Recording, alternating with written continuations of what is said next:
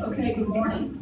It's Monday, May the 9th, 2016. We're closed at 9 o'clock. Coffee County Commissioners Rules of Order. Today we have Skip Chisholm from Rock Church here to do our invocation.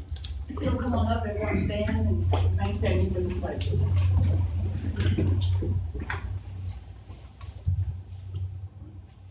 You pray with me. Father, before we get on to the business of the day, we pause to look to you. And Father, what a great day to be in Amarillo, and what a great day to be from Amarillo. So Father, we just humbly ask your blessings, your favor on the leadership here. And Father, I just pray that you would bless these men and women with wisdom as they make important decisions that affect our city and our county. And Father, I pray that you would bless their homes, bless their jobs, their families. And Father, I pray you bless this county, this city, this state, and our nation. And we do, Lord, want to be one nation under God, and how we love you and look to you for our direction. Father, have favor over this court today, I pray. And Father, I just pray that wisdom would permeate these walls. We love you, Lord, and we bless your name, and we thank you. In Jesus' name we pray. Amen. With allegiance to the flag of the United States of America, and to the republic for which it stands, one nation, under God, indivisible, with liberty and justice for all. Honor the Texas flag. I pledge allegiance to thee, Texas, one state, under God, one and indivisible.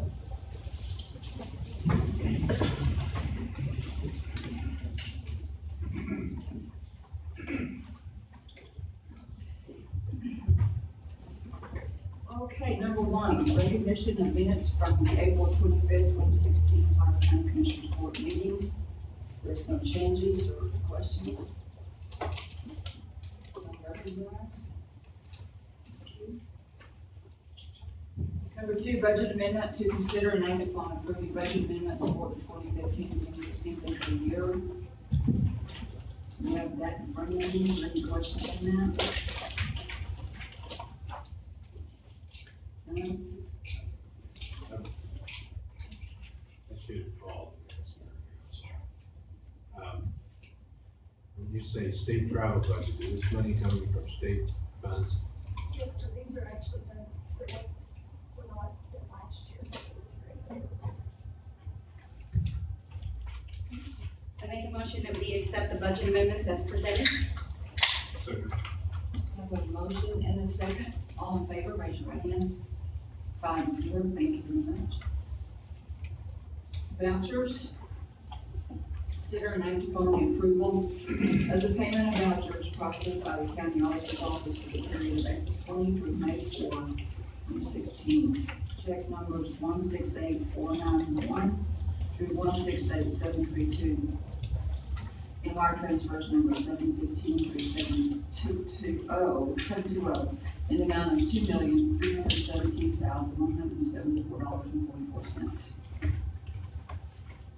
I'll move that we pay the vouchers, approve the vouchers, as presented. Second for discussion. I have a quick question, Carrie, page number 4 of 36. Check number 168547, $54.64, a late fee interest. Can you help me understand that delayed in payment? I believe maybe the report was out and the process took time. Do we have a process in place to minimize that? I think we've seen maybe a couple over the last year or so. Is that something we should entertain at some point, Judge? So it's on the taxpayer dollars. Yeah, that just to slip up on someone. It has happened a couple of times, certainly in the last couple of years. Okay, thank you, Carrie. Any more questions? A motion and a second, all in favor, raise your hand. Opposed? 4-1. Number 4, insurance report, to recognize the insurance fund report. Okay.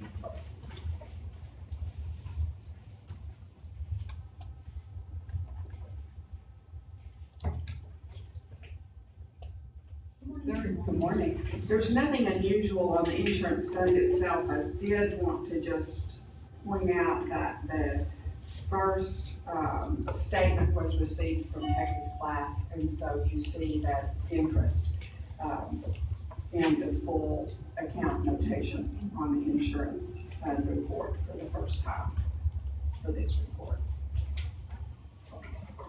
So did we not receive interest in the previous, where the dollars previously sat?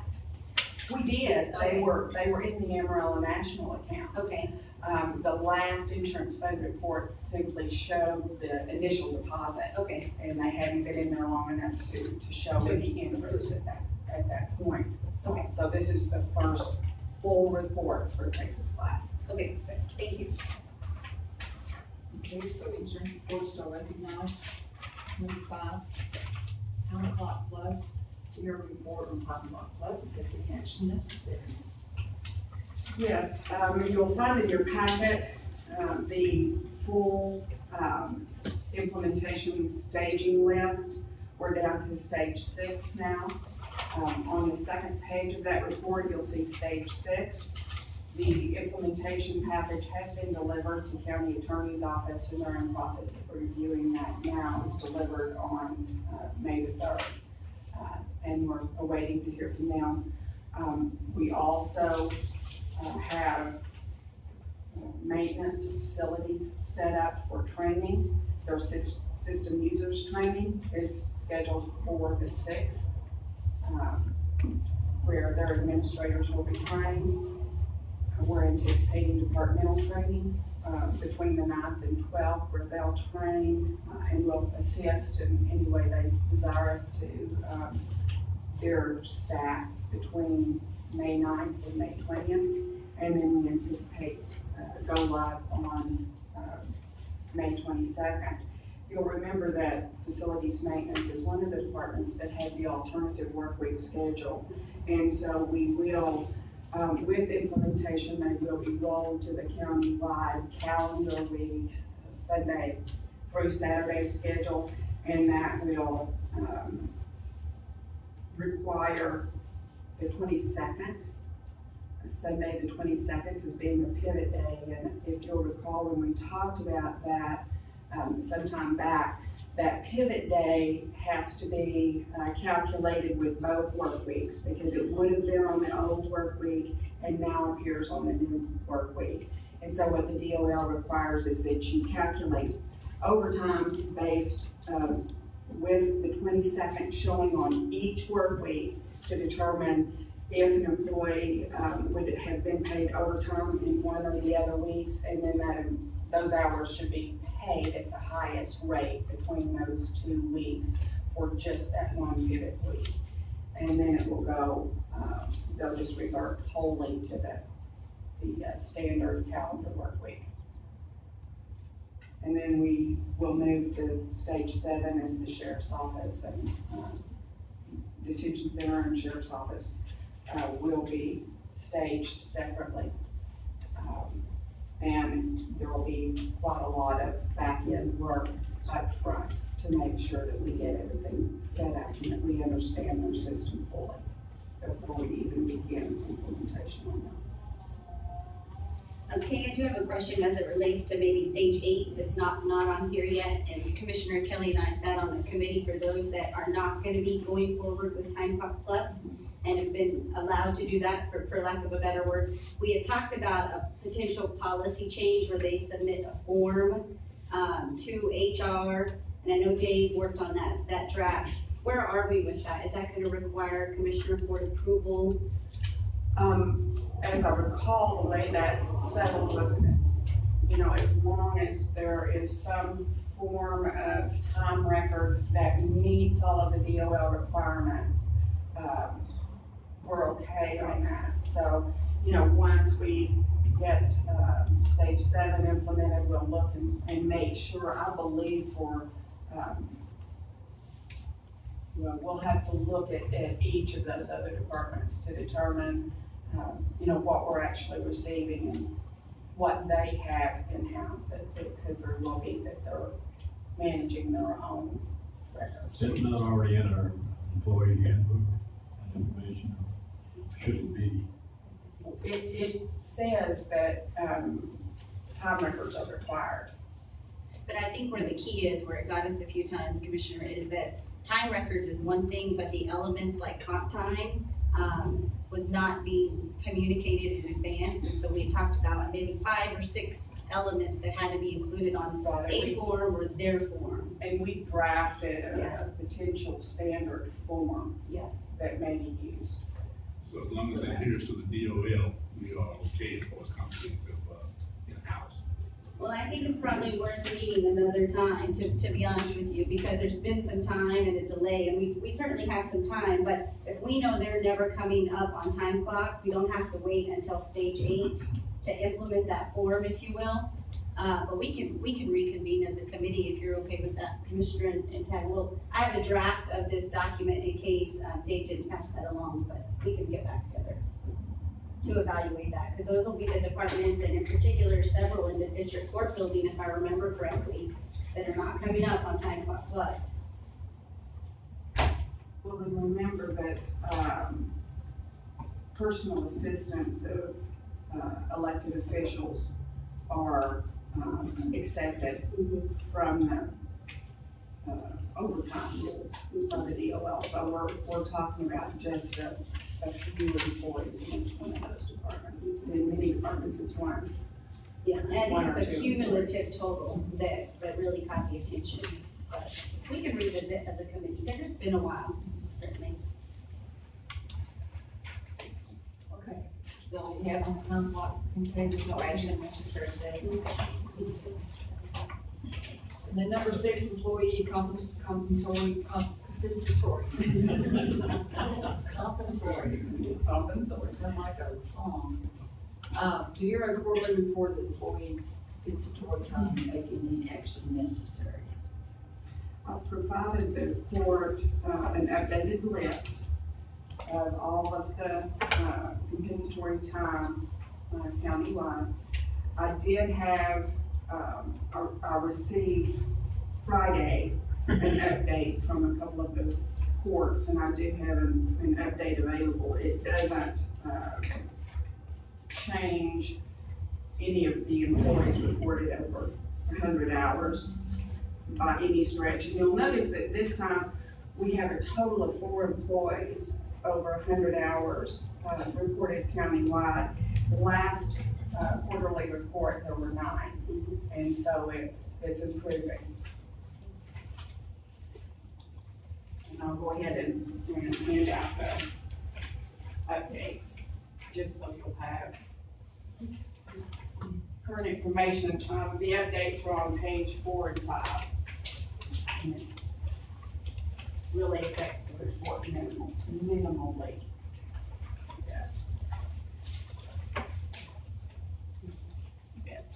And just to make the court aware, there's one in here in Road and Bridge, and I did contact Sebastian. I didn't realize he was on PTO today, so I felt bad contacting him, but I did, and he said they'll work on that.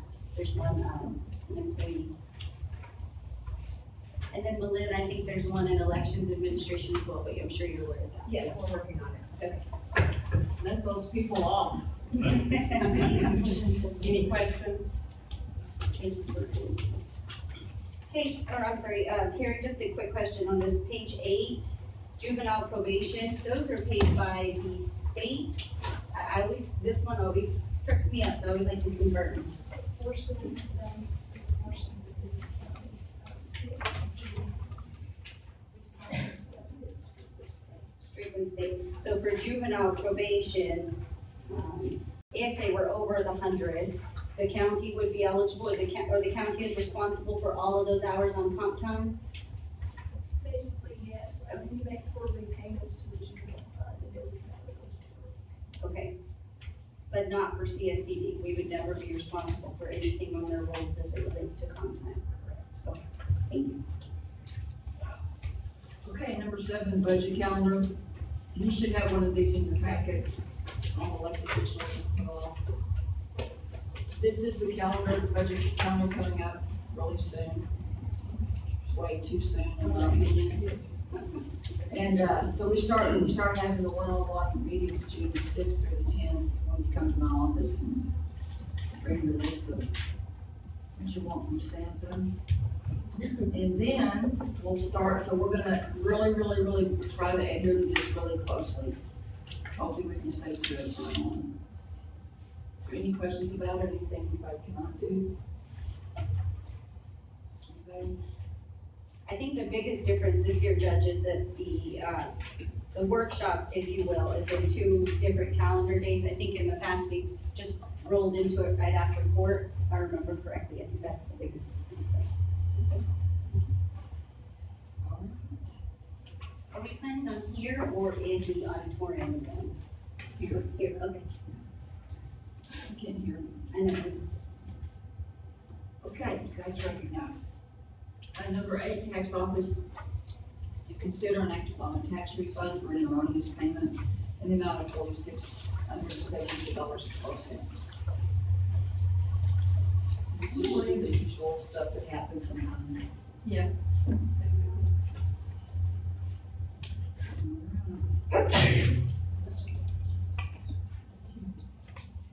Any questions, anything you want to add to it?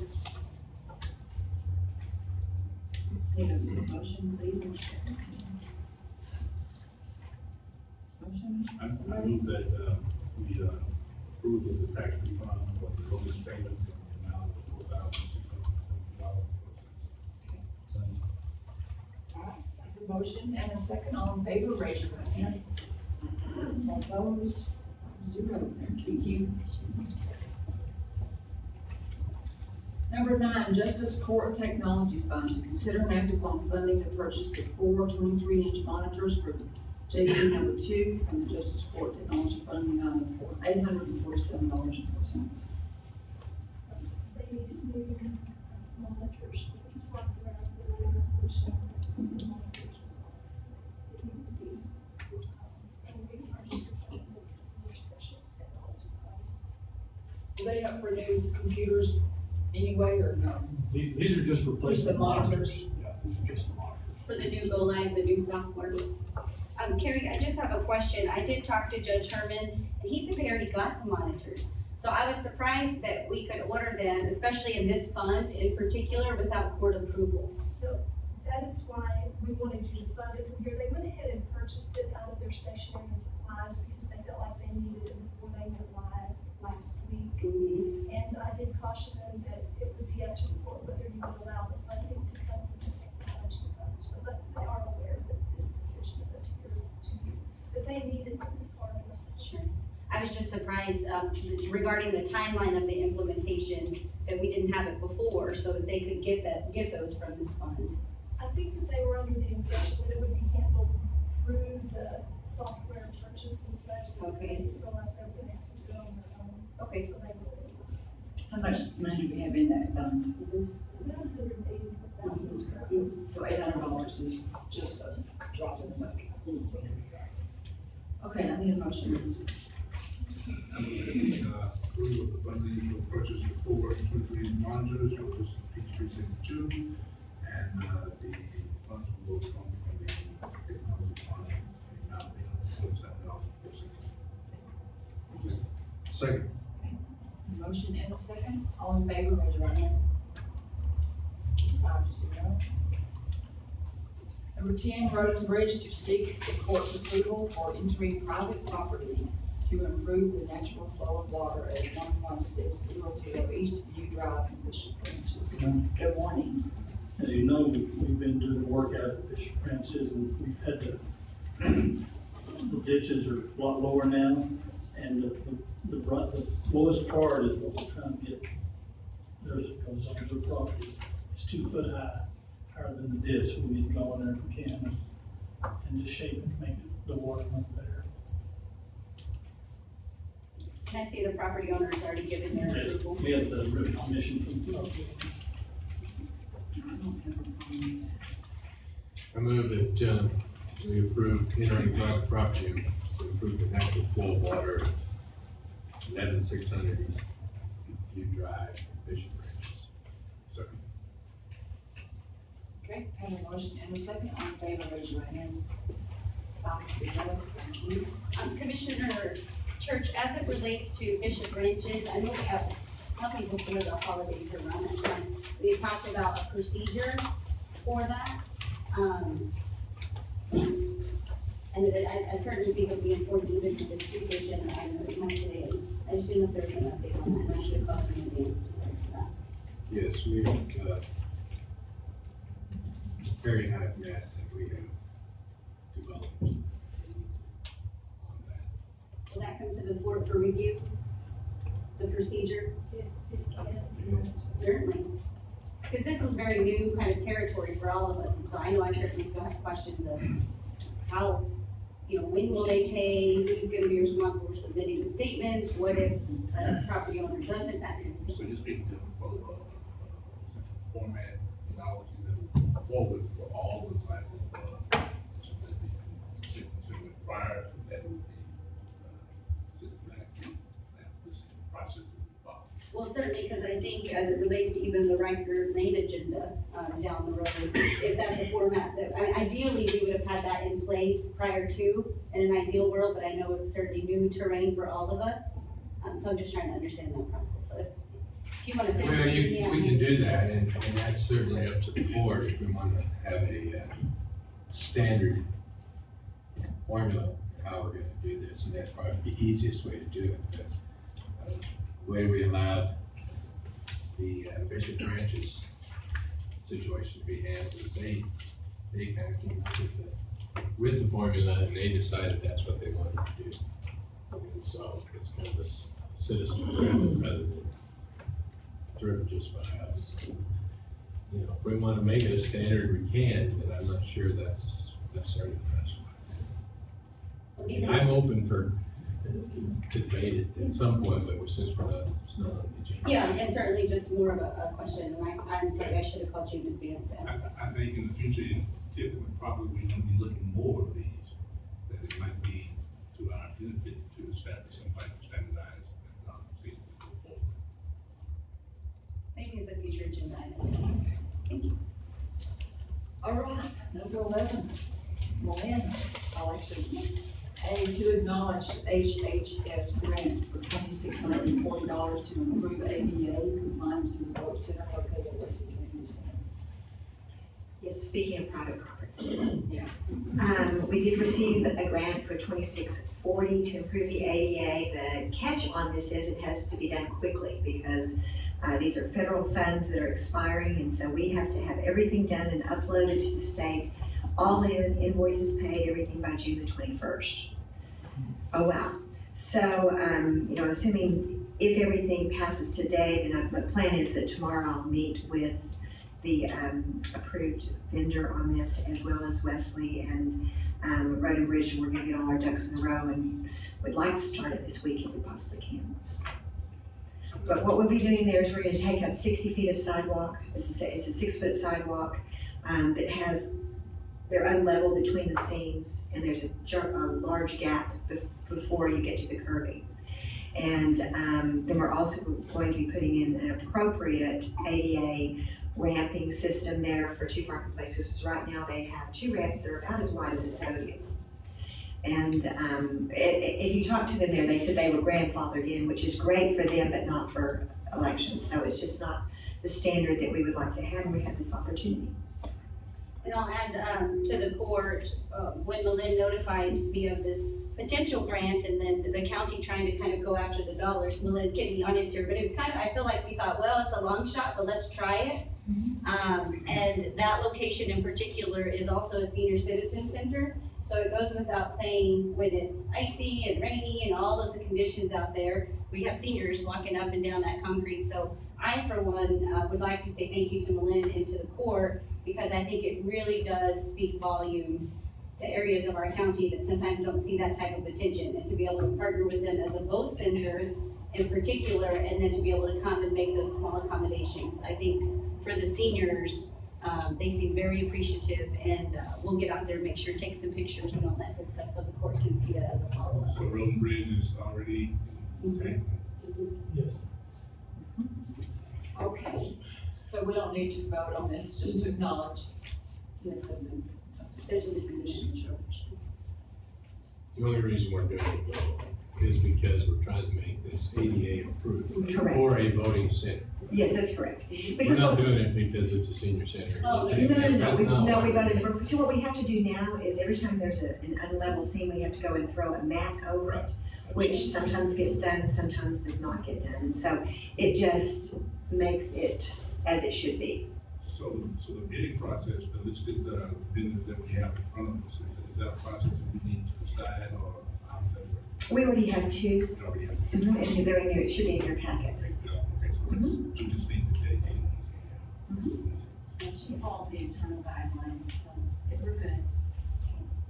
I make a motion that we acknowledge the HHS grant for 2640 to improve ADA compliance at the Vote Center located at Wesley Community Center, and to approve the agreement between Potter County and Wesley Community Center, and to award the bid for grant construction to Steve and Sons Construction in the amount of $2,100. Second. Okay, well, I was gonna do those one at a time. I was trying to help. Moving Do you on. wanna do all three of them at the same time? Well, there may be some questions, because again, you know, in that agreement, we were just establishing that we are taking county equipment to a private place inside the city limits. And so just wanted to make sure that the court was fully aware of that, so that when citizens see Potter County at Wesley, that we So dot the i's. So to that point, Todd, Scott, are we, calm waters, moving forward? Yeah.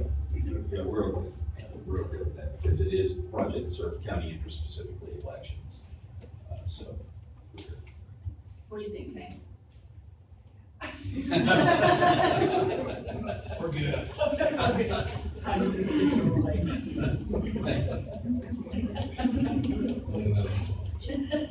Yes. Yeah, I saw. Okay, so it's okay with you if we vote on all three at the same time then? Now I'm good. Okay. Okay, so I have a motion, need a second. We have a second. Oh, I didn't hear you. All right, so motion and a second, all in favor? Raise your hand. 5-0. Right, thank you. Thank you. Number 12, public hearing, to hold a public hearing concerning Riker Lane, and at the conclusion of the hearing, to consider and act upon whether A, Riker Lane will be improved to comply with county standards, and B, whether to assess residents on Riker Lane for all or part of the cost of improvements.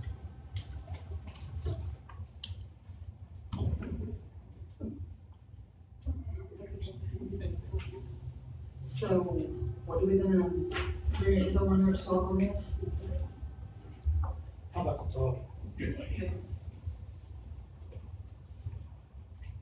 And you are, sir? Don Curtis for the bridge. You let me know, okay.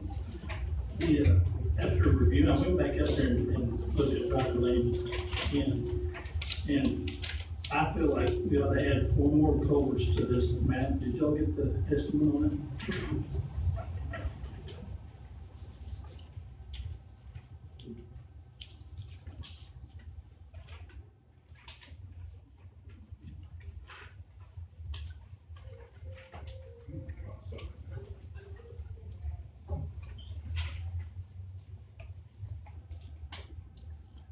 On the estimate, it shows 4 culverts, but actually there's 8 entrances there, and it's like Bishop Ranches, we just did all the culverts and put it into the cost. And I think that's what we all did here. Instead of 4, we put the total people that are living out there, their driveways, and that's 1 each. And if they wanted any more of that, then they would come pay for a separate culvert while we're cutting the ditches, so it's So just. instead of 4, you wanna do 8? Right. I think it'd be more fair instead of, like, there's 8, but he's only showing 4 culverts on here. I think everybody ought to buy 1 culvert, you know, that's there for their entrance. That's just my opinion. And so this price only includes 4. Right, this price includes 4. So So would we'd you double probably, that? yeah, double the culverts, and that should be, I think it'd be fine.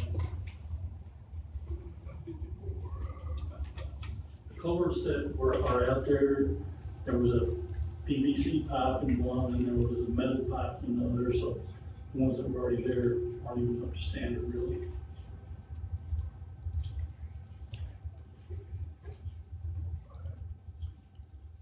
And then with the dollar amount for the 6-inch caliche base, all that would stay the same? Everything stays the same. And the oil and the asphalt? Right. It's just the culverts. What's the difference in the price, the dimensions, I guess, is the difference? One of them is listed at 15 by 24. And then The 36 by 30 that goes across the road, it's not a driveway entrance. okay, so that would stay as one? Right. I'm just trying to come up with a good number here for Chuck. So now this total amount will change a little bit, but it's gonna be, this is what the county's paying or No, this the is residents? The residents will pay. They're aware Of the cost, I believe so, did y'all get that? Yeah, 497. They didn't know about the extra culverts, because I just, seen that for Thursday and today, this morning, went out there and looked at it again to make sure. So adding the additional 1,064.56, totals 28,497.07. That should be what their part would be. And so how will that be divided per property owner, and what's that formula, if you will? Well, that's what we need to hear from the citizens now, Okay, the public hearing. Maybe they've got some suggestions. I know how we did it with the other.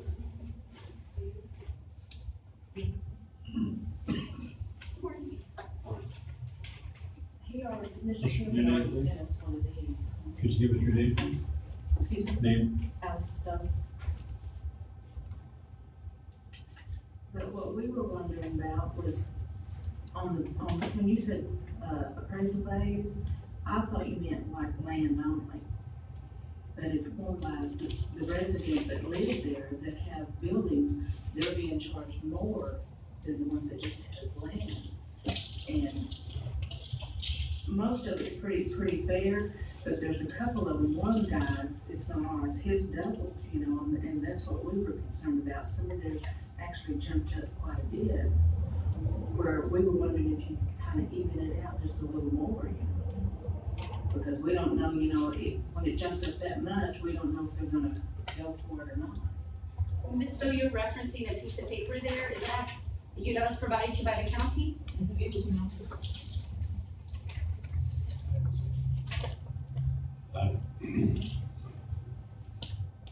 And that was just kind of as far as I know, an estimate. Sure.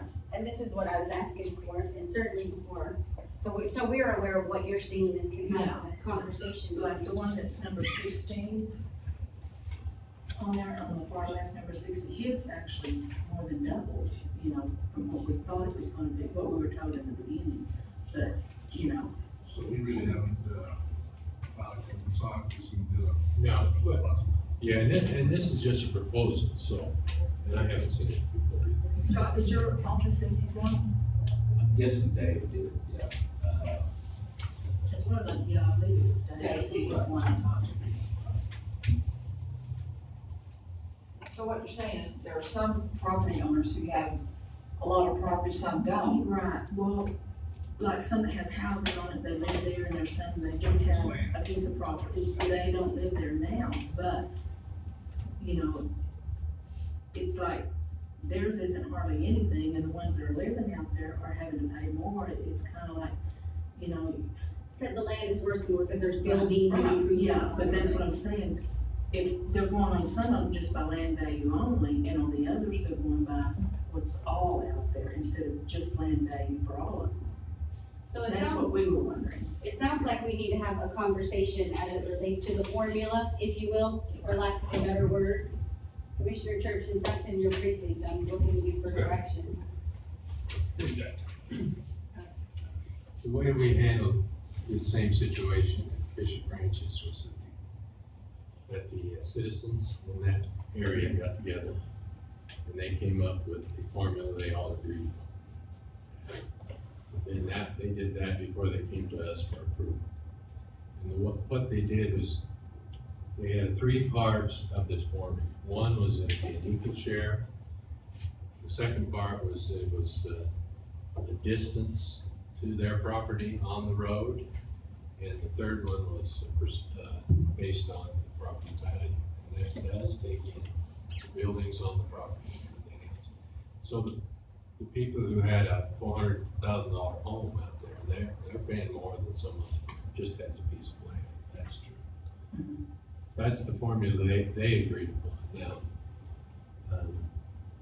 if all your homeowners want to just say, okay, there's 20 homeowners out here, or 20 property owners, you want to buy it by 20, I don't know that we need to argue about that. If that's what you all agree upon. But we just want the 28,000 paid. So that's over whatever period of time we agree. In that formula, how many years is that? Is that a 5-year payout, 10-year payout? Some of these show a 10-year payout, and procedurally where we are, I think today is that we've noticed a public hearing. And procedurally what we would do is mail out ballots within 10 days of today to the owners of record of the properties. And the majority of the ballots that are actually returned would decide whether the county's proposal would be accepted or not.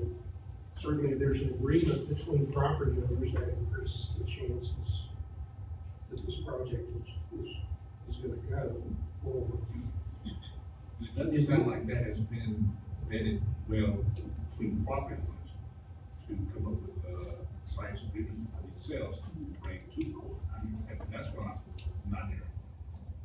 Because it doesn't sound like y'all are ready for a ballot yet. Some of them. I wouldn't imagine y'all could vote without Just knowing the what ones you're that gonna pay. there's on, I know to talk to, because I don't know how to do any of the others.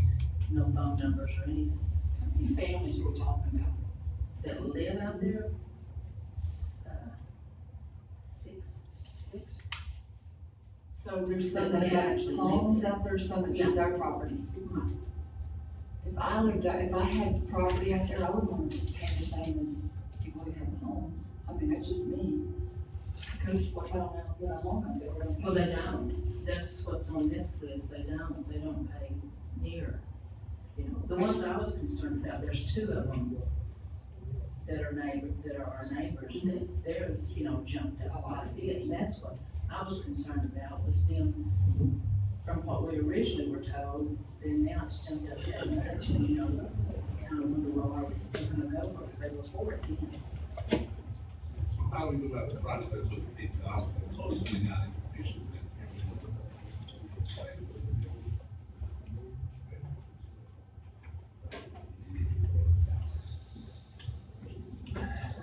I prepared a template for a letter to go out, but what I was lacking was the total cost, which we have now, and then a formula, because the statute requires that we tell every property owner the maximum amount that will be assessed against each property. And so if there's not a formula agreed to, that will catch a majority of the vote, then it falls to the commission, if you want to proceed with the project, to come up with a formula. And it's a balancing act to come up with a formula that will. And here's the problem: if we proceed ahead and everybody's not on board and it fails, you have to wait 4 years. So I guess what I'm asking you, are you ready to proceed, or do we need to have a meeting with all your group so that we can come up with an agreed upon formula that they can all live with before we start this other voting process? Yeah, I think so. I'm not sure the way you're sounding that you're ready to vote, because I think it's. Well, I am, it's just the other 2 is what I was worried about, because they were for. But they're not here today, is that right? No, one lives has worked out of state, so they wouldn't be able to get here. You know, but I do talk to them on the phone. And what makes this vote tricky is that it's and Tad, keep me honest here, it's the majority of who turned it back in, who turned the ballot back in, not the majority of the people that live in the area. So it makes it tricky. It's the majority of the owners of record that return the ballots. It's not by a majority of the lots. It's the owners of record. Maybe they'll all return the ballots, maybe they not, but maybe not. But I've worked on a couple of different models for the formulas, one based on the value of lots only, and one based on the value of lots plus improvement. It's very, no one can say, you just send it out there if it's gonna pass or not. So definitely, if you want the project done, the best way to do it is sit down and get an agreement with the majority of the owners of record of the properties. Would probably just be the ones that live there, so. We have to let them know we're meeting. Yeah. We have Would you try to addressed- get that together, meeting, and I would be happy to meet with you. Okay. And we. I would be happy to. Would you like to speak to this also? I think we were mistaken. We thought that there would be a vote today as to whether you wanted it or didn't want it. Well, we were hoping that maybe would be the case, but it doesn't sound like your community's quite ready. Let me just put this out as a question. Moving forward with this meeting, and you indicated that it's been very difficult to get some of the ones, probably some of the absentee owners, to participate in a logistical meeting. Is there some way we can sort of line it and have a meeting, have a conference call set up that might be able to contact individuals that are not physically able to be here, but will be able to participate in that meeting via conference? That's a good idea. Do you know how to get hold of them now? Because you said you don't think you know how to get. But to Commissioner Church's point, if we sent out a letter and said, here's a conference number that you could dial in, at least it's given them an option to participate if they can't physically be here. I think that's a good suggestion, Commissioner. We have all the addresses from the appraisal district website, but I don't have to. You just need to schedule it so that you have a little lead time so a letter could get to them via mail. I mean, I wouldn't imagine a meeting this Friday because you gotta get the letter and mail it out to them, but I think that's a great suggestion. Well, we may have to republish notice in the newspaper because you're supposed to send out ballots within 10 days. And have another meeting, you're supposed to send out ballots within 10 days.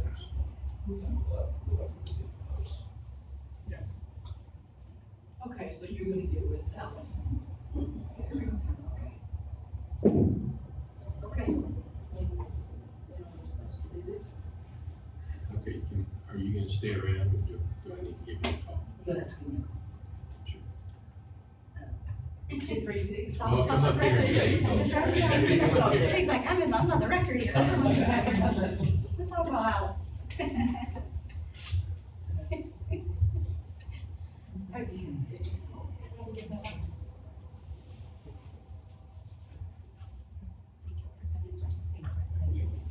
Okay, Thank you, Alice. thank you.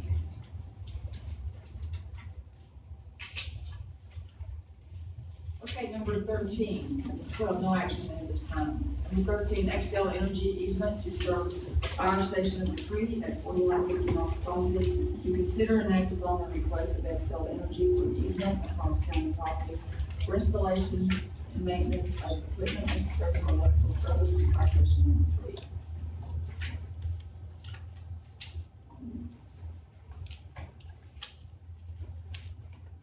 Good morning. How are y'all? Good, how are you? I'm good. They have run electrical service to us, and they just simply need the easement that says it's there and that they have permission to come on and work on it and all of the things that go along with the easement. Well, all right then. Why is that called King Hill Fire Station, just out of curiosity? It's in King Hill Edition. I didn't realize it was King Hill Edition even until I saw the first time I saw the legal description on the land. King Hill's a professor down at WT, is he? Was named after our. Just saying. You know everything, Julie. No, I grew up. She brought that. She gave us history on the fire station that was from before the one that we're in right now. How old are you? 21. 21. Never mind. It's kind of over the hill. I move that we grant Excel Energy an easement across county property for installation of maintenance of equipment necessary for electrical service to Fire Station 3 at 4150 North South. Second. A motion and a second, all in favor, raise your hand. 5-0. Thank you, Pat. Thank y'all. Number 14, Clark County projects. Mike, do you have a list of things?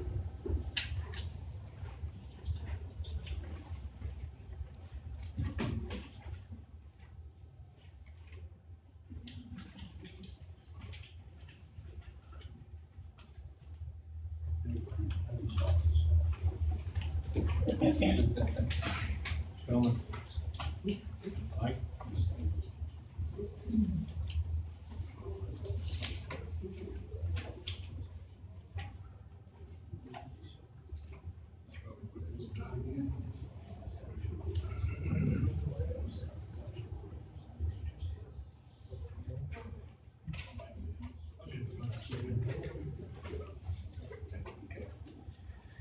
I have presented to you the project progress report.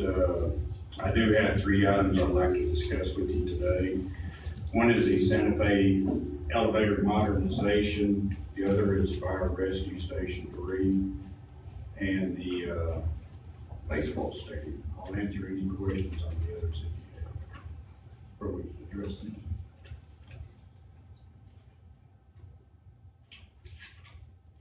Mike, as it relates to the sheriff department projects, are we gonna, I certainly know the committee is seeing all of these documents. Will we see any of these documents? Will they be just emailed to the court for review or?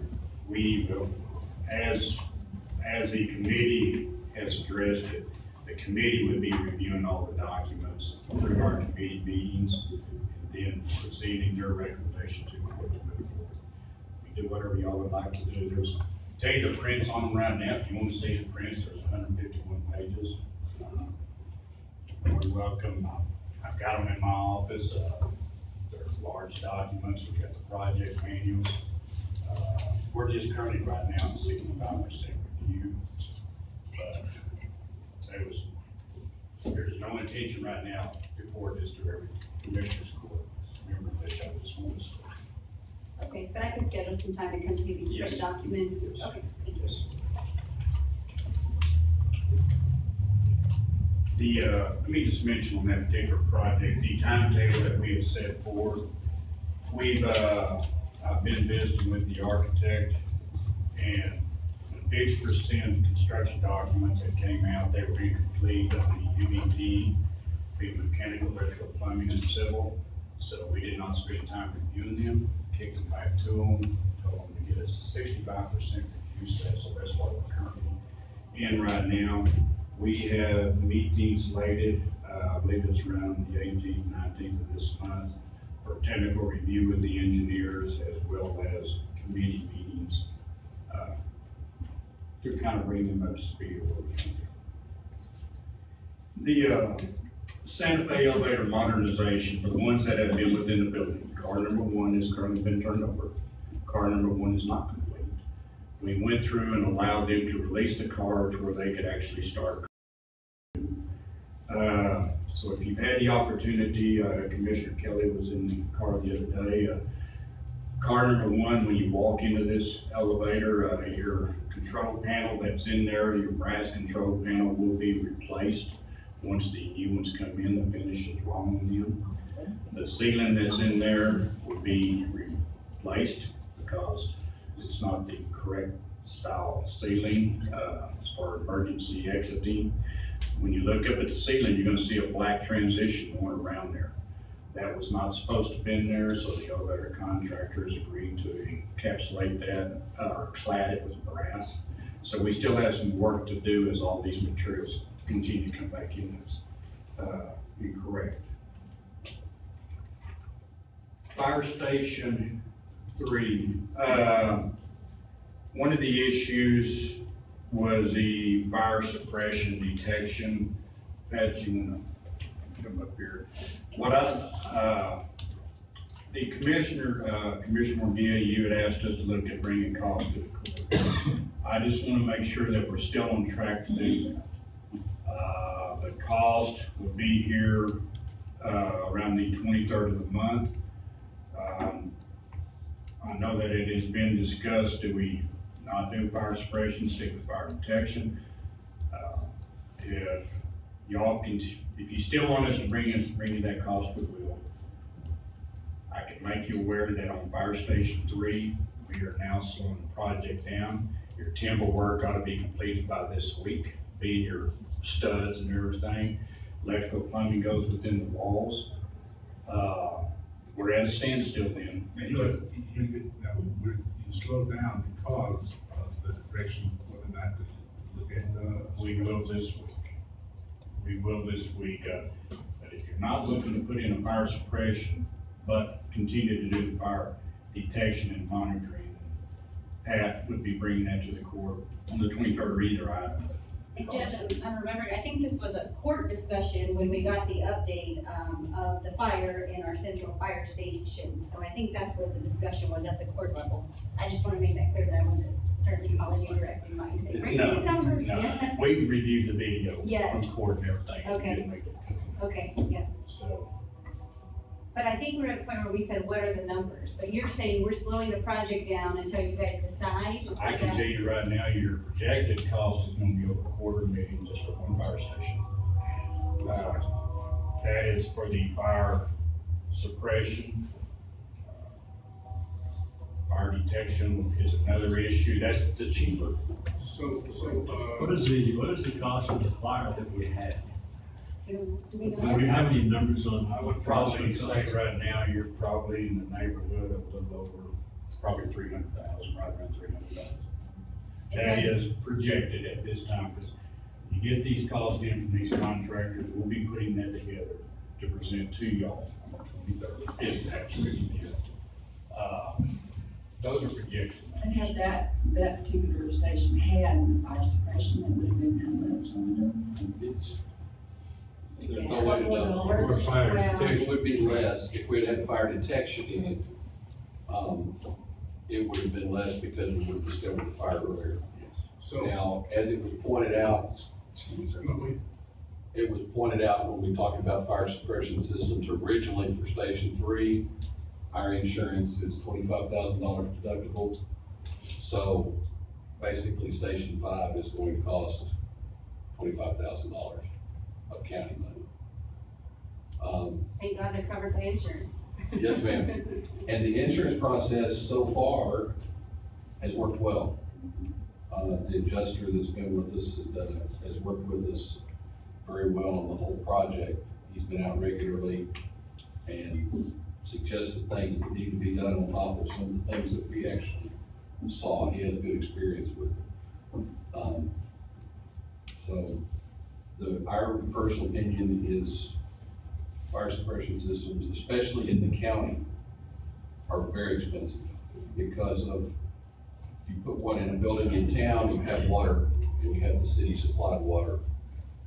When we put one out in the county, we're on wells. Most of our stations are on wells, and then we have to have large water tanks, 80, 100,000 gallons of water, and pumps to pump that. They're all in addition to the normal cost of running the sprinkler systems inside the building. And Mike, in the current proposal, it doesn't even have a fire detection, or does? Your current building has a fire detection system, it's just a matter of getting it sent to a designated point to be monitored. Okay, so that's already, in for Fire Station 3, that's already in the proposal, It's is got the fire alarm, detection. it's detected. And you're saying if we add in the, suppression, Suppression. then we're looking at $250,000. I believe that, it was right. That's what the original opinion cost was on You know, right after the fire, you know, we were all fired up. Take care of it. And I've talked to Richard since, and I get the sense that you all think that fire detection would be good enough. I believe it, because if we would have been alerted more quickly, we still had damage, but nothing like it was. So I'm kind of leaning Because towards that was the problem, y'all detection. couldn't figure out where the fire was coming from. That was the problem. The problem is our stations sit open so much with no one in them, that a fire can burn a long time before we find it. If there'd been a suppression system in it, yes, it would put out the fire center. Total cost to the county, we've had one fire in, we haven't had very many fires in the county. We try to keep things, standards up, and housekeeping and all those things that go along with it. So it could take a long time to recoup the cost of. Where would these detections be on the station? Who would be notified? That is, it would go to the sheriff's office. We've been working on, I'm working on getting quotes to put fire detection systems in all of our stations. We've got some details now, I've got to work out with the sheriff's office and find out if some of that's acceptable to them. So we'll be trying to bring those on the 23rd. So it's your opinion that detection is the way to go? Yes, ma'am. So the consensus of the court then is I can notify the architect and contractors, don't continue to waste your time. Okay, That's my opinion. we can move forward. Okay. Thank you both for your work. Thank you. The last one I have to present is the baseball stadium concession stand. Commissioner Kelly and Commissioner McGee, they have been at this project with me on several occasions. Before we get into this, I've just got a few pictures to show you of your current conditions, plus what it looked like last week as we started pulling our punch list. Out of all the concession stands out there, the court only give us direction to proceed forth with one of them. This is ground level. You have spent $42,643 just for this one concession stand. So now you're looking at the area going into it. Kind of walk around and see the service counters. Now this is before. These are all befores. Two Now on the outside, the only thing that's changed right here that you're gonna see was where it says Snack Shack. We have completely rebuilt those covered panels right there in the countertop, service counter. We have not done anything to the brick around it. This is the south service window to where the people that run them down the stands would actually approach and get their food and take it up. Before, all before. Okay, if you notice in here, just kind of start looking at everything, your oak counters, your screen windows, the brick walls.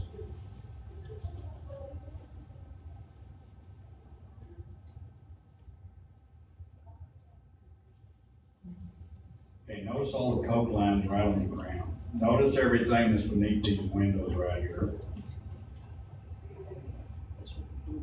This is looking back towards your main door entry. This right here is kind of explaining to you the walls that hold up the counters. Not seen any critters down there. They've all been swept out, or either the boxes have gotten here. This right here is a coat line. These coat lines right here may have been what was used in the previous years to serve you drinks out of the machines.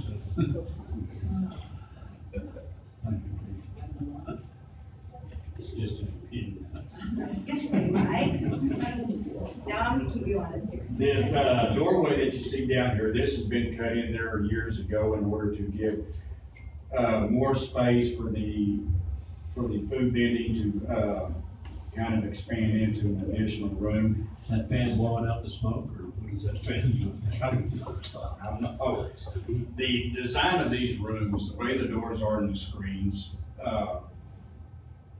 the airflow through these rooms are very critical. That's why they had screen doors on them in order to help move air through there in the summertime. So these are probably to help them. You can see the food service area beneath the vans.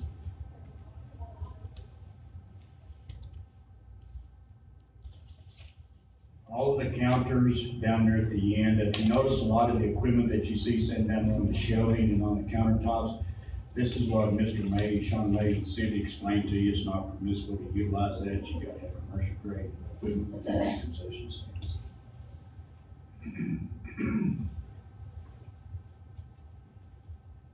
They like that ingenuity to help balance out their tables there. That tape and bricks.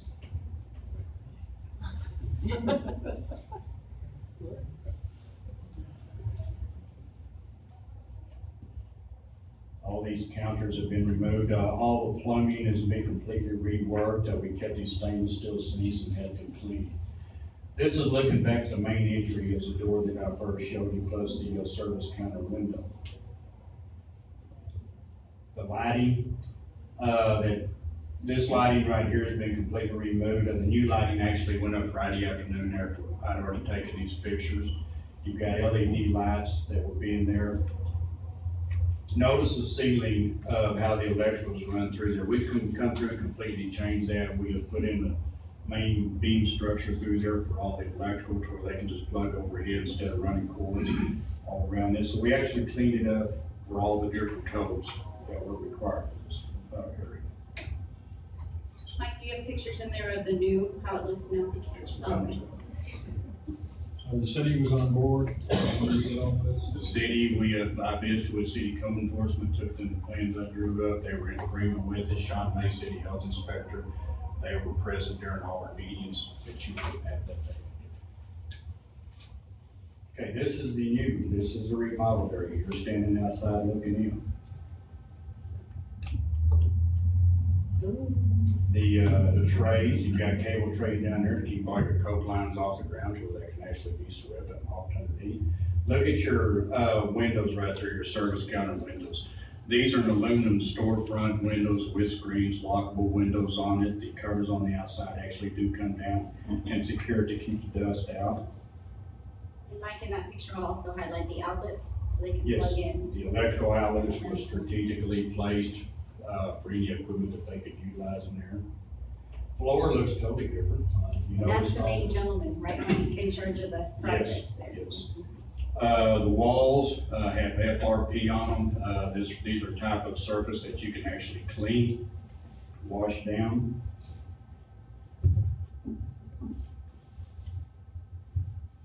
So basically what the direction I presented to the court was, instead of going in piecemealing this together, replacing this, fixing this, we went in and completely gutted this out. It was a lot faster, and all we did was give them a clean shell of a roof.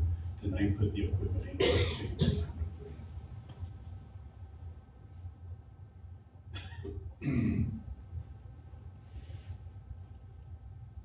That is looking from the outside at your service counter. And that is it. Barbie? I think before I did that, I put a roof on.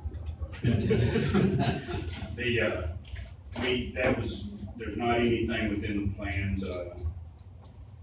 We have some issues Nick has been trying to work on out there is the roofs that big above the second floor concession stand coming down to the second floor into the first floor. So we've got to try to figure out what to do out there in order to protect it, just this $40,000 investment. And I will inform the court, the league, certainly no surprise, very thankful for the partnership because of the previous conditions. Even though we just approved one and not multiple, they were thankful to have that as a part of having ball there, certainly this year and next year, and what that future might look like. The project was slated to be completed for this Friday. We will complete it tomorrow. City health inspectors should be there this coming Wednesday to do their inspections, hopefully to give them approval. Mike, just one follow-up question, and I was going through my notes, before. There was a laundry list of items that they wanted to make sure were done. Is there anything left pending that we need to make sure gets done, if you will, for the concession fee, which I think is that one? Yes, here is what I understand Steve Pollard had explained to me. And that's what the city's. No, Steve is the general The manager general manager. for the Emerald area. The long list that Sean May had turned in and presented to you, to each of you, plus the previous manager, they will utilize the concession stand I just showed you. They will serve food out of it. The east concession stand, the one that's down at the far end, all they're gonna do is set up a buffet in there for the players to eat food. To my understanding, that is not to be open to the public. So really, they just got one concession stand that they're gonna try to utilize this year, plus whatever they set up underneath the concourse there to serve food, drinks and stuff like that.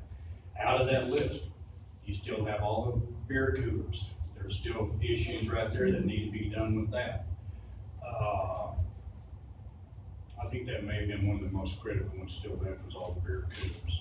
Okay, well, if there's anything pending and you need me to get with Mr. Ellison, maybe we can visit once you guys are done. This list did make them aware the day we got a pre-bid. Anything beyond this list, they are still required to do. So, speaking of roofs, is there a conversation, Jimmy, up as far as moving forward, and we still have some issues, pertaining to the roof, and we still got, extensive leakage that every time we have a type of rain or weather?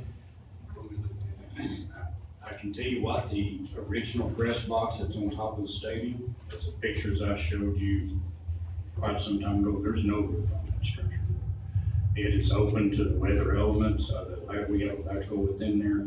Those were the two options that I presented to you. A, recover it all, B, tear that off, and then do a roof over it. So, Would doing a roof over that help the issue of the leakage down to the second floor? part of it, only part of it. The second floor level concession, women's, men's restrooms, water can get there, but we have issues that Nick will be trying to address where water blows up underneath the stands and then runs through the doors because. So that area is very dangerous. I would like to see that thing torn down.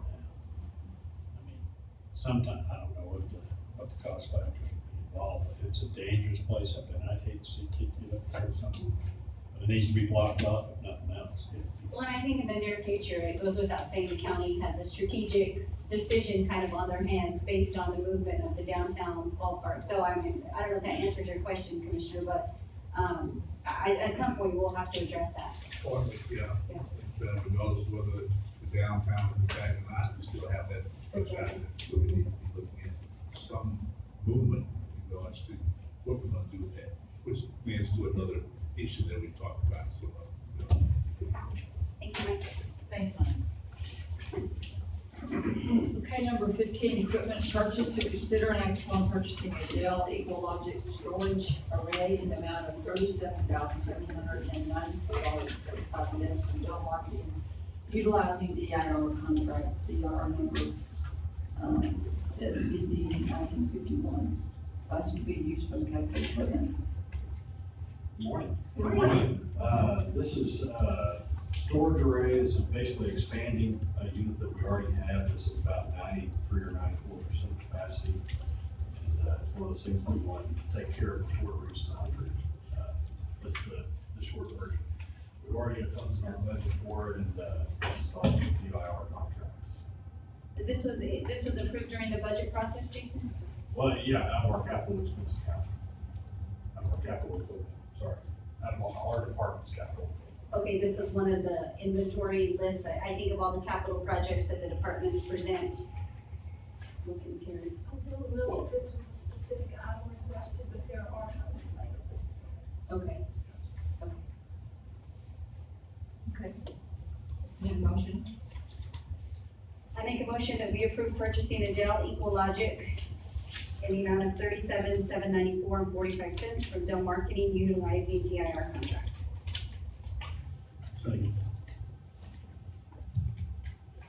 a motion and a second, all in favor, raise your right hand. 5-0, thank you so much. And this will be housed in the IT department? Correct. Thanks, Jason. Number 16, vehicle transfer to consider an act with the transfer of vehicles between departments as follows. Potter County number 19181, 2009 Ford F-150 4x4 pickup from sheriff to road and bridge. And Potter County number 11915, 1995 Ford F-250 pickup from road and bridge to auction. This is just a request purchasing received, and, so it's road and bridge, do you wanna talk on this? You guys are just doing the 2009 Ford F-150 4x4 from the sheriff to road and bridge. That's right. And then we're taking the one you already have, the 1995, to auction. And the one we're sending to auction is just it's an extended cab, it's not a four-door, so when we get one four, you'll have to pay. And this isn't adding anything to the fleet, or you're just rotating one out? Yeah. Okay. Make motion for the vehicle transfers. I have a motion and a second, all in favor, raise your right hand. 5-0, thank you. Number 17, Potter County Extension Building to consider an act on approving the following: A, Green Plains Design, amount of $31,674.60 for phase 1 landscaping. And B, Talon LPE in the amount of $4,127.06 for removal and replacement of flooring for phase 2. Good morning. Morning. How's everybody? All right. Good. This is the cost for the grading and irrigation, and also replacing the grass that would be removed throughout the period. Cost did come in a little bit higher. We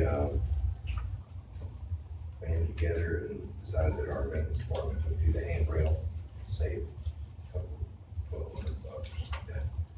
Road and Bridge Department is offered to haul off some dirt for us, save over $6,000. And grounds maintenance department will be removing a tree that we were gonna be charged $890. After removing these costs, that brought the project in to where it's at 31,674. So that's the best we could do for removing that, trying to shed water. This also does include where the downspouts come off the roof and dump towards the flower beds. We're having some drainage issues there. So what we're doing is we're gonna saw cut the concrete, remove the concrete, carry the drainage pipe down underneath the ground into a perforated pipe that goes actually out to the yard so that the water doesn't sit around. So that's everything, the stagnation of the and having such issues. Yeah. Yeah, we're trying to eliminate all the water around the building as much as possible with this plan here. So that was the sole reason for the flooding in the building, was the landscaping, the way it was, or? We went through and did the hydrostatic testing to make sure there was no leaking on sewer water lines beneath the building. We spent a lot of time investigating that. There was no signs of it, so the only other issue is water is sitting around the property, wicking up underneath into the concrete. On the fairgrounds parking lot, as you're standing there, when you watch this water come in, HR and Mike got a really good look at the amount that it flooded. The water runs straight to the building, and then we have a culvert that you have to cross the bridge, which is the handrail, which is what it's for. But the water tries to dump into the fairgrounds entry. But the fairgrounds entry is about a foot higher than the slope of the street. So instead of dumping it at the entry, we're gonna carry it through the yard itself. That's the relocation of the cedar tree. Is that we've got to move that so that we can create a culvert going through the yard and get it on the street level and carry it out down 10th Street rather than dumping it at the gate of the fairground. Because I mean, it probably worked at one point, but all the rock and the dirt that's washed in over the years and the asphalt of redoing the entry, it's just created a problem for us. Well, to give the, oh, I'm sorry, go ahead, Commissioner. Oh, this project's giving me heartburn. Yeah, well, let me give you a little background too. Yeah, but let me give you the history. Okay. We never had this problem up until maybe 5 or 6 years ago, when no one would take care of the property out there. agents and master gardeners. I don't know what's happened to the program, but it's non-existent. But one of the things that's blocking everything are those trumpet vines on the fence that they've built. The water used to flow through that fence really easily. And once they put that trumpet vine up there, which the fair did that, that's what's really blocked everything. And of course, now you probably have had some backup of materials. I don't think irrigating has caused the water underneath the building. Unless somebody just turns the water on and it runs every other day or something. No, not irrigating, just water that has collected within the area. That building was getting ready to be built. I remember going out with CIB, the contractor, for which we were involved. Now, I was concerned about the elevation of the building at that time when I had was raised higher. So, the irrigation hadn't created this issue out there. This is water that runs from the fairground and collects around the building. Yeah, and since then, we've had some buildings removed too, so that we've got even more water that just flows directly at our building. And a lot of hard surface. More rock. But it's been stated, that the landscape is the problem. The landscape is not the problem. It's the problem with the landscape is left and let overgrow. And Extension is supposed to be a teaching institution. And all of those grounds at one time was a teaching demonstration garden. They were all established with volunteers, with teaching people how to do things right, from soil preparation to selection of plants, to all of that. All of that's gone. And I don't know what they're gonna do for $31,000, but I wish you'd have given us that kind of money. I'll bet you the county didn't spend $1,000 on the landscape when we put it in. That was volunteers that did the work. It was volunteers that came up with the money to buy the plants. So I can't believe we're going to spend that kind of money on landscape. Now, a lot of this too is to correct the drainage around it. Yeah. That would be the water. The landscaping side of it, really, I've got a list of flowers that the architect would like us to do, but at this time, I don't see it fit to do that, or quite to that extent. So, but really, this is just grading, and the only reason why the irrigation has to come into play is because it's so shallow in some points that the removal of the dirt that we need to help shed the water is going to get into the current irrigation that we have. So it's the drainage that is the issue. Yes, sir. The cause and effect of it. I know that Mr. Church laid out a path of how it was, and moving forward is to continue sprints and actually addressing that issue at the time that it was occurring. So I guess it was a link, something to allow this to happen as far as drainage. Well, I think the drainage. There's a fairground has some culpability in this. Well, let me give you a little bit of background that may help the conversation. The drainage is something that we have continued to vet every budget session since I've been here now. This will be my 5th budget session coming in. There's been conversation around a concrete wall. I'm trying to remember, a barrier wall to help divert the water flow. And again, I think the landscape has been a potential opportunity to help offset that, so that it's not a wall that we put up, that we look at ways to regrade, and I'm looking at Mike and Nick to keep, I want to say the right thing, to regrade. And again, to your point, Commissioner Church, I think that's very valid. The landscape out there does look very different. When we started having this conversation, Mike suggested that he may have an alternate route, wanted to bring in a gentleman to take a look. So they did this assessment, if you will, and started to look at opportunity to regrade and address landscaping instead of the concrete wall. That was kind of the goal going in. And the thought was it would be cheaper for us to do that. That was the thought for going in that direction. I did call Nick this week because I had not seen this dollar amount, other than I knew that it was big and we were reviewing it internally. I called Nick this week just about the purchasing process, if you will. And I'll lean on Vicki here just shortly. But then we got this bid of this dollar amount. So really kudos to Road and Bridge and the facilities team, because they saw this and said, how can we do better by the taxpayers and help offset some of this cost? The handrail, the dump fee, the tree removal, etc. But my question to Nick was if this would go out for bid, because Commissioner Church, I do think that is a valid comment of if we could get it for a better cost, and I didn't have anything to compare it to except this one, which I know is under the 50,000 milestone, but this we don't do very often.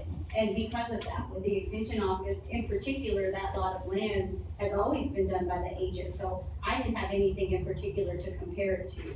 And Vicki, I don't know if you want to add anything to that. No, we don't have any other quotes for this. This is all that we're provided. So it may be worth taking a look at another quote. And Commissioner Church, you'll have much better expertise than I would in this area, but maybe in terms of the bid purchasing process. Let me ask you this, go ahead. So let me make a comment on this. You know, we have people that run our departments, and we have two of the finest men running this particular department. They work extensively and work hard on getting the best for the county, the best bid for the county, and I don't think that going through another bid is gonna be any better than what we have right here. I mean, I'm 100% sure that that's not gonna happen. So that's why I put my trust in these two people to do the job for the county at the best cost possible. I'm gonna leave it at that. Let me ask you a question. What decision do you have, and I'm asking for maintenance, what is the dollar amount that you say we have to have a second, third, fourth bid? Is it 10,000, 15, 20? What does the law allow us to? When I came on board in January, I set up internal guidelines. It was over 10,000. I felt like to report back to the commissioners that we needed a comparison. But the only thing on this particular one, it is so specialized, but I just want the point that I don't know as a purchasing without looking if this is the best quote we can get. So, I mean, I'm not saying that you guys are qualified to do that. I just don't have any other comparisons to do that. And if this is what you want to go on this quote, then it's under the 50. So by law, you could go ahead now. You are close to the 50. Is the, to the best of your knowledge, and that's certainly to the experts in this field, is this what needs to be done?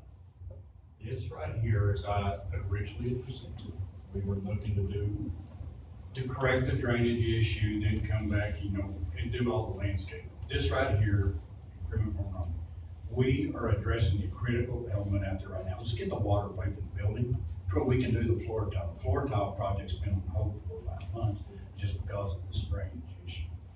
We will come back in the fall and our next budget, and we'll start putting in however y'all choose to do it, shrubberies, flowers, whatever. My critical issue now is let's get the water away from the building. And this right here. And I'm not questioning you two guys at all. That was not my statement about you. My concern is, okay, we spend money like this out there, who's gonna take care of it? Because it's not being taken care of now. And, in the past, extension and their volunteers to take care of it, but they're not doing that. So, if we spend this kind of money, and then it looks like this in 4 or 5 years, this is not gonna work. The island beds are gonna go away. The beds that surround the perimeter of the building will go away. The only beds that we're gonna have is there's gonna be 2 real nice beds at the entry from where you walk from the fairground side down the sidewalk. There'll be 2 real nice beds with some plants there. And then on the east side of the building, instead of having a small strip of grass there, we're gonna go into crushed granite and just be weed control and stuff like that. We're completely doing away with the beds around the building to where our crew can maintain it rather than relying on volunteers. Well, to me, I think that's what you just have, because that was a show place at one time. Yes. And now if it's just fresh granite, which is a desert look. Yeah, that's just not a desert. Yeah. But that's what's gonna happen, that's what's gonna happen, I just think it's too bad. Yeah, we're gonna be planting a bunch of flowers and plants as much as we can to keep the maintenance down, because our grounds maintenance crew is taking on a lot with the new sheriff's office and the fire station and everything else. We still only got 3 people on the crew, so. Well, and as it relates to using that as a teaching facility, one thing I'll share with the court that is still very early, logistics have not been worked out, but Austin shared this with me about using some of that property to work with some of the juvenile probation, the juvenile probation department, and somehow allowing them to use some of that community service hours. And so I definitely can't speak to the detail other than I know that it's an idea out there to continue to use that property as a teaching facility. And so once that's worked out, Austin will certainly be reporting to the board. Is that on the vein of teaching or maintenance? I think it depends. I think that's a perception. We teach them how to work a weed eater. No, I'm seriously talking about soil, and I don't think it's maintenance, and I don't think the intent is manpower, and I think that's insulting, quite honestly, to the individuals under that juvenile probation. I think the intent is to teach, and use them on maintenance. Shame on us.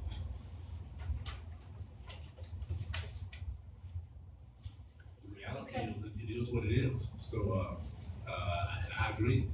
However, there are students that I guess that are dedicated position in court to do just that, and not to generate money. Those individuals that would actually be purposely adhering under the maintenance category. And it will be maintenance category. Sure. That we may be deferring or taking away from the initial intent. So that's what I'm looking at as far as moving forward.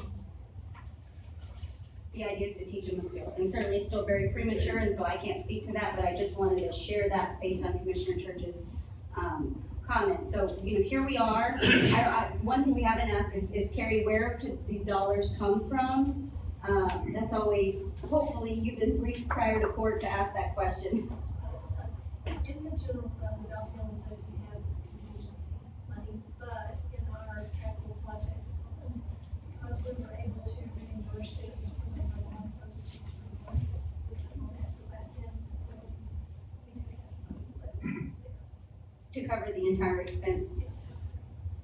And it's the capital projects funds. So to get back to square one, we have this on that.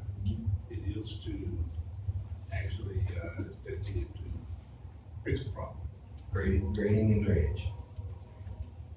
So what we have to allocate here will actually will fix the problem. I believe so.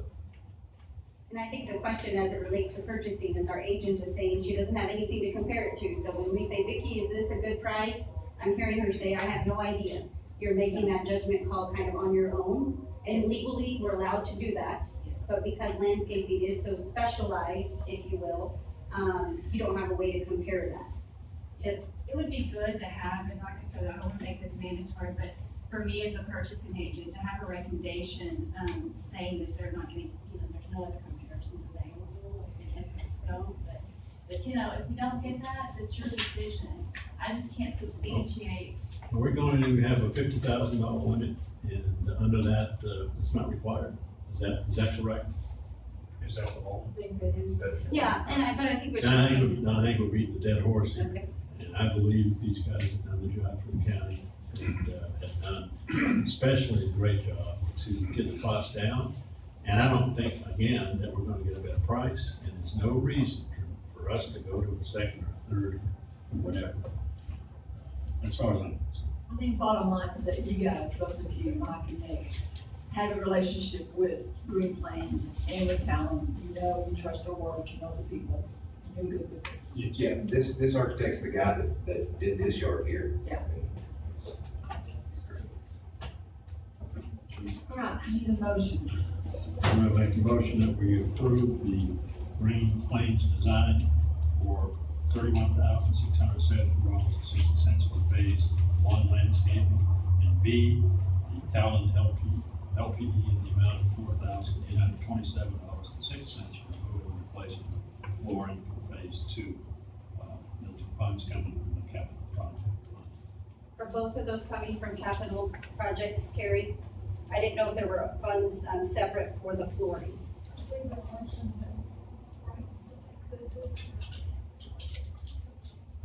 Where were the funds before for that project?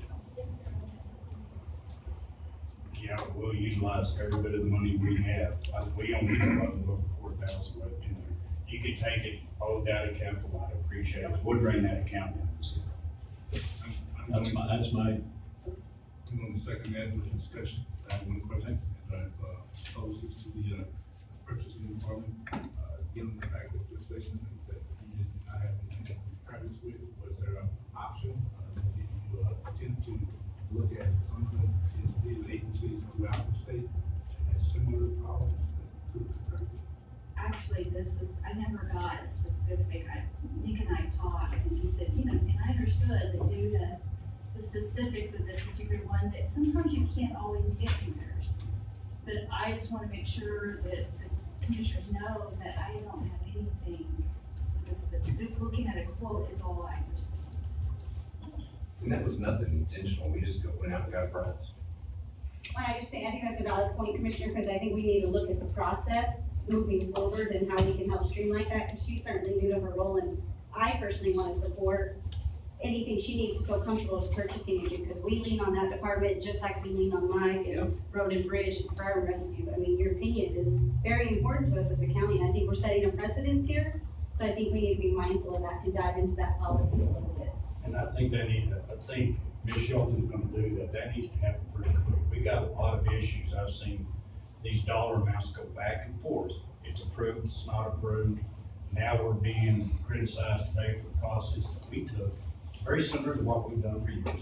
So if we could sit down and get all this ironed out, I would appreciate it. Judge, will you help lead that? I will. Well, and I will rescind myself if that's where we're going. Excuse me? Say that one more time. If we are moving forward as far as more vetting and more discussion of this issue, or are we looking at something down the road? Okay. Yeah, I didn't want to be, I'm not being critical. I think they're very good. I mean, facilities have done an outstanding job. I'm just trying to make sure that the quote, that's all I was given.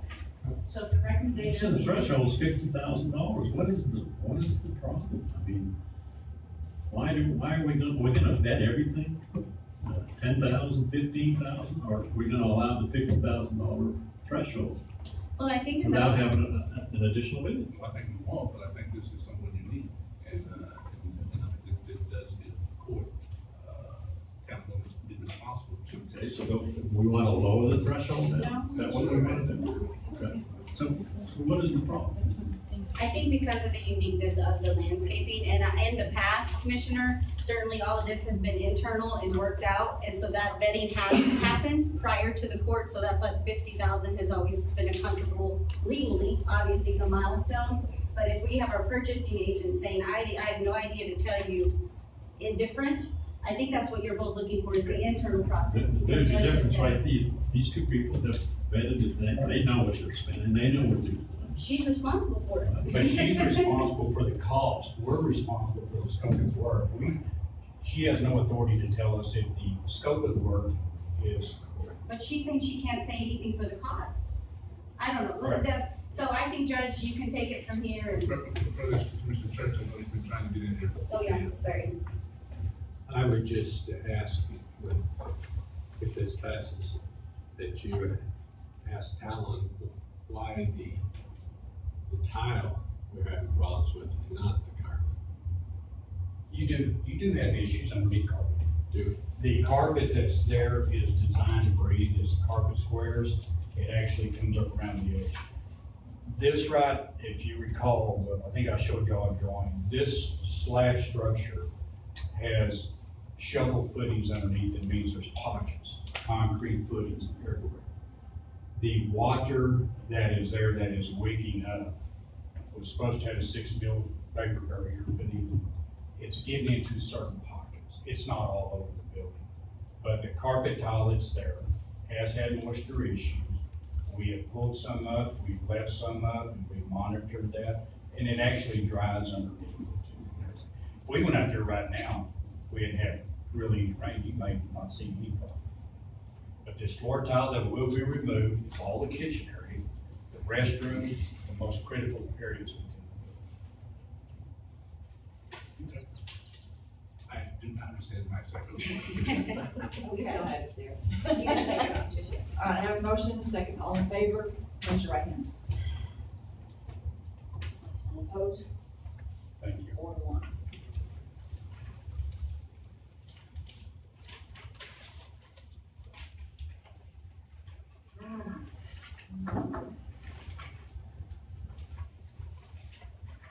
Number 18, employment items to consider and act upon the following employment items: road and bridge. All of them road and bridge employment are Leslie Kringle, Katie Mooney, Edwin LaFar, Tristan Qualls, and Jesse Griffin, all summary workers. The first four starting April 25th, the last one's May 2nd. Need a motion to approve this. I move that we approve the employment items as listed in category 18A.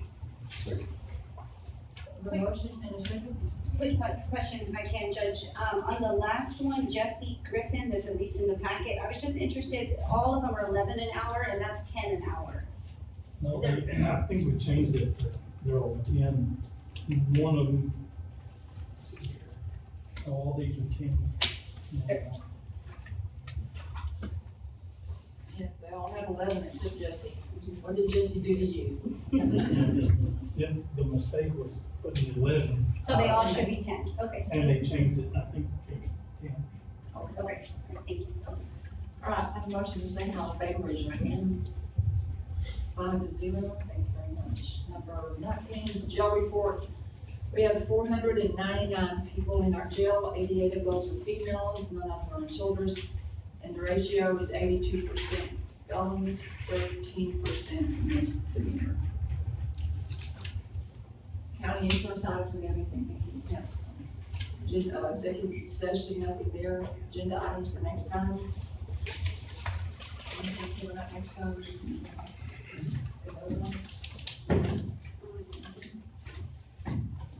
Maybe just the policy, the Bishop branches, if I'm calling it correctly, that policy just said, The formula. yeah, and I guess I'm looking for the internal procedure, how are we gonna bill them? When do they pay every year, they're delinquent?